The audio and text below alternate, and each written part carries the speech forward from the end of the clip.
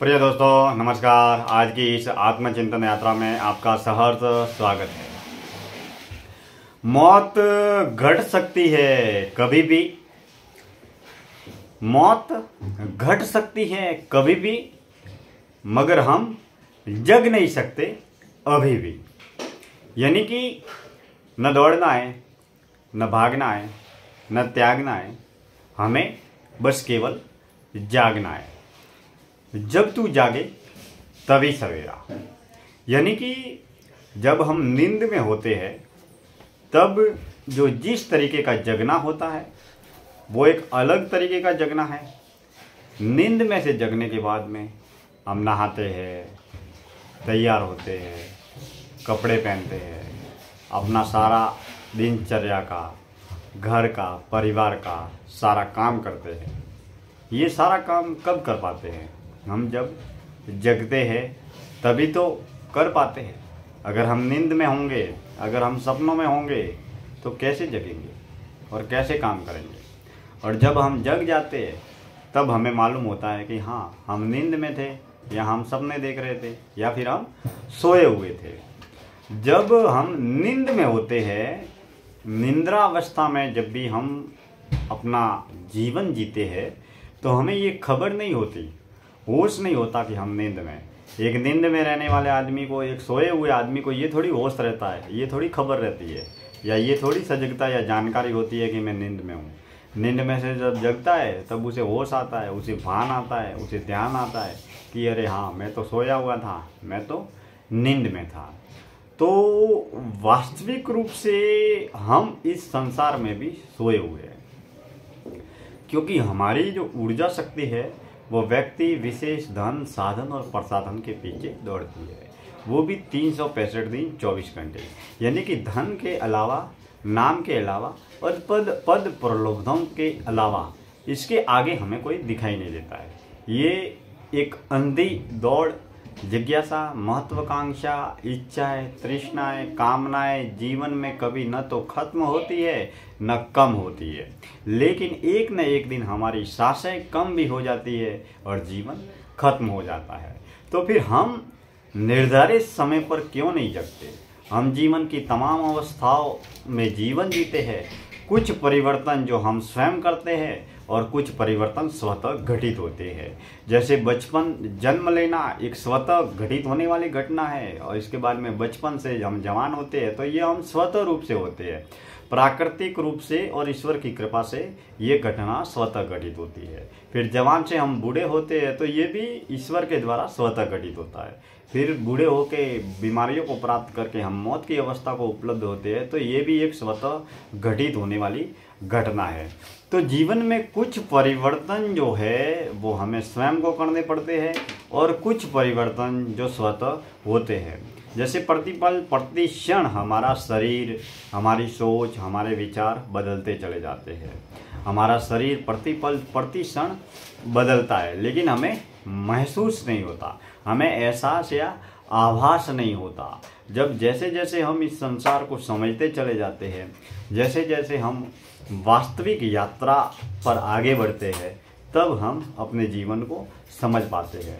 और इस जीवन को समझने के लिए एक सर्वश्रेष्ठ अनुभवी मार्गदर्शक का होना, गुरु का होना, शिक्षक का होना बहुत ज़रूरी है।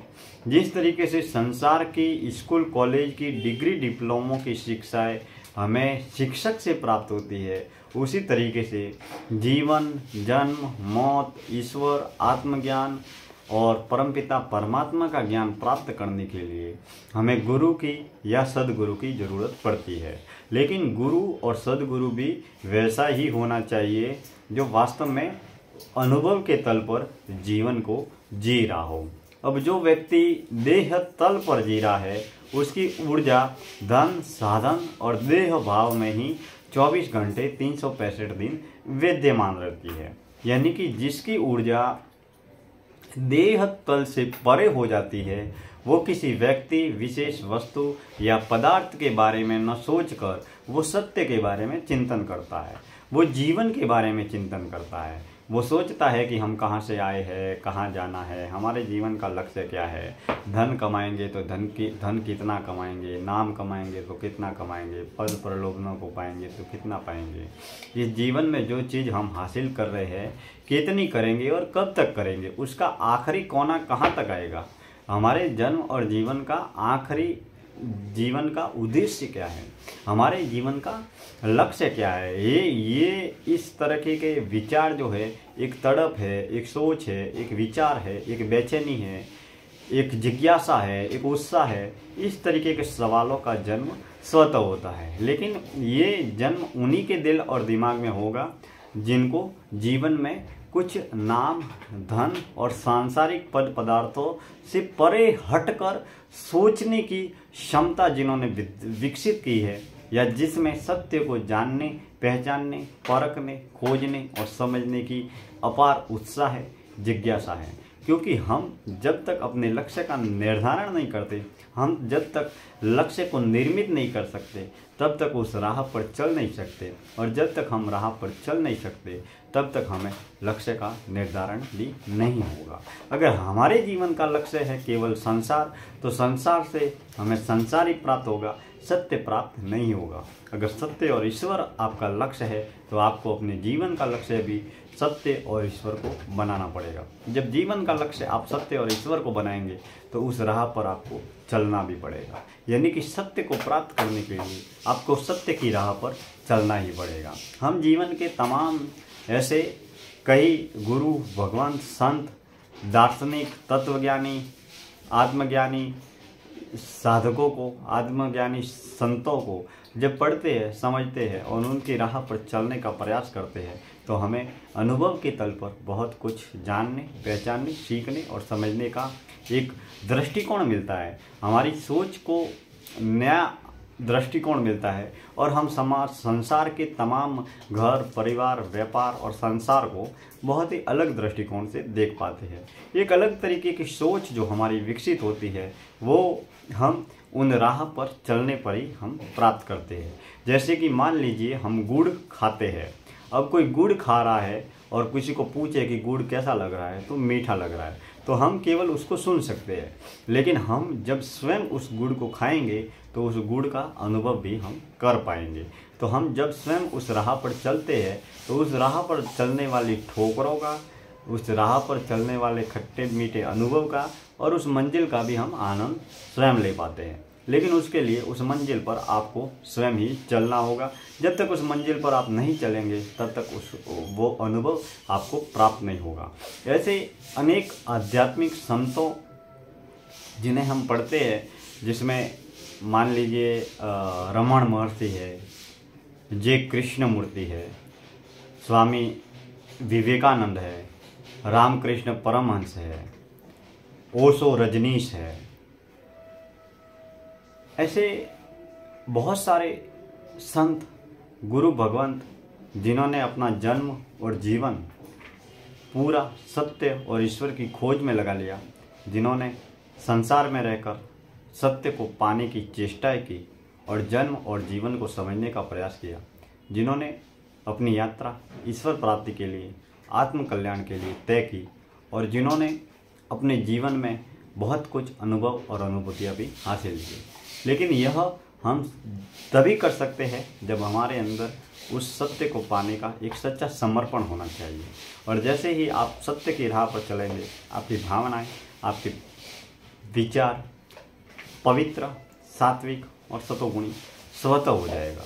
जिस तरीके से एक उजाले के होने पर अंधेरा स्वतः गायब हो जाता है, जिस तरीके से सुबह का सवेरा होने पर, सूरज के उगने पर जैसे ही सवेरा होता है तो घनी काली अंधेरी रात हमेशा हमेशा के लिए मिट जाती है, ठीक उसी तरीके से जैसे ही आपके अंदर सत्य की खोज या सत्य की जिज्ञासा का भाव जगेगा, वैसे ही असत्य और झूठ स्वतः दूर हो जाएगा, या उसको जानने, पहचानने, समझने और परखने की अद्भुत काबिलियत और कार्यक्षमता आपके अंदर विकसित हो जाएगी।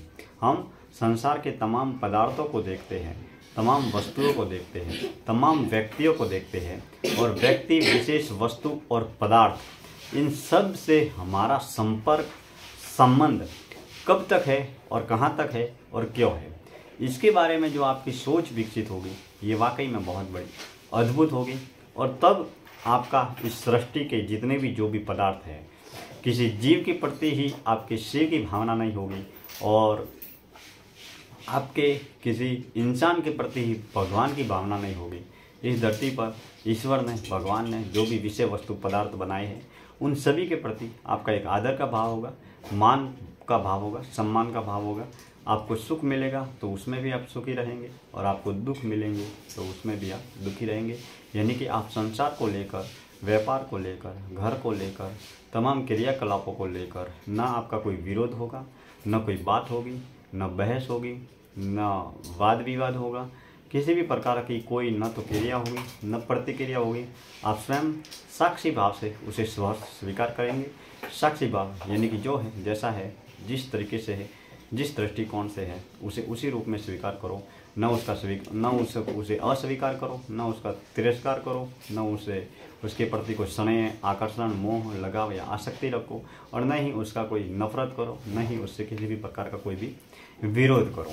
यानी कि जैसे पानी को हम ऊपर से नीचे की ओर गिराएंगे, ऊपर से पानी को डालेंगे तो वो नीचे जाएगा। उसमें अगर मैं पानी को गिलास में से डालूंगा तो वो भी नीचे जाएगा। आप अगर पानी को गिलास में से डालेंगे तो वो भी नीचे जाएगा। अगर कोई हिंदू डालेगा तो भी पानी नीचे गिरेगा, मुस्लिम डालेगा तो भी नीचे गिरेगा, कोई सिख, ईसाई, पारसी, बौद्ध जो भी डालेंगे तो ये नीचे ही गिरेगा। ये किसी धर्म का सिद्धांत नहीं है, ये परमपिता परमात्मा का सिद्धांत है और सारे जितने भी जो भी धर्म है उनका सिद्धांत एक है।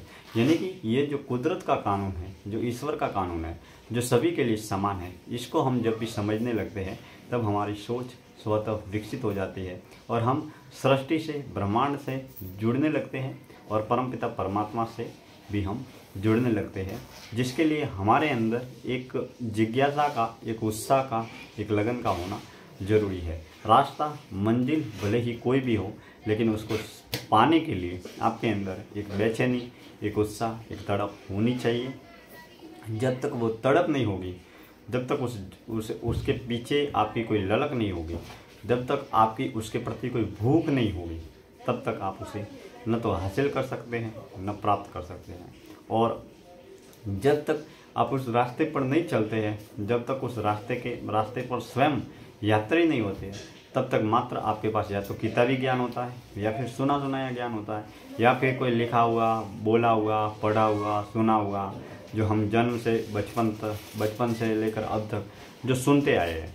जिस तरीके से कोई स्कूल में छोटा बच्चा होता है वो उस किताब को पढ़ता है, पहाड़े बार बार दोहराता है, बार बार ABCD दोहराता है, 1 से 100 तक गिनती बार बार दोहराता है और वो दोहरा कर, रट कर उसको अपने गुरुजनों के सामने सुनाता है। तो उसे अनुभव के तल पर कुछ ज्ञान नहीं होता है, बस वो केवल रटता है और इसके बाद में वो सुनाता है। लेकिन वो जैसे जैसे बड़ा होता है तब वो समझने लगता है कि ये 1 है, ये 2 है, ये 3 है। इस तरीके से उसको अनुभव होता है और फिर वो जब भी जिस तरीके से 9 को देखता है तो उसको देखते ही मालूम पड़ जाता है कि ये 9 है। 8 को देखता है तो मालूम पड़ जाता है 8 है। तो ठीक उसी तरीके से हम संसार के तमाम दृश्यों को देखते हैं और हमारी जितनी भी इंद्रियां हैं, आंखें हैं, कान है, चमड़ी है, 5 इंद्रियां है, इन इंद्रियों के माध्यम से जो भी जैसा भी हम ज्ञान प्राप्त करते हैं या इंद्रियों के माध्यम से हम जो भी देखते हैं, सुनते हैं, उसके अनुरूप ही हमारी सोच और विचारों का जन्म होता है और यही सोच और विचार हमारे कर्म का निर्माण करते हैं। तो हम अपने इस शरीर को साधन बनाकर, साधना में लगाकर, सेवा, त्याग और तपस्या में लगाकर हम अपने जीवन का निर्माण कैसे करते हैं ये हमारे ऊपर निर्भर करता है, क्योंकि सीमित जीवन है और असीमित दुनिया है। यहाँ आप प्रयोग करने के लिए आए हैं और इन प्रयोगों में आप कहाँ तक, कब तक, कितने सफल हो पाते हैं यह आपकी सोच पर या आपके विचारों पर निर्भर करता है। इन्हीं चिंतन यात्रा के साथ में आप हमारे YouTube चैनल से जुड़े रहे। बहुत बहुत धन्यवाद, दिल से शुक्रिया।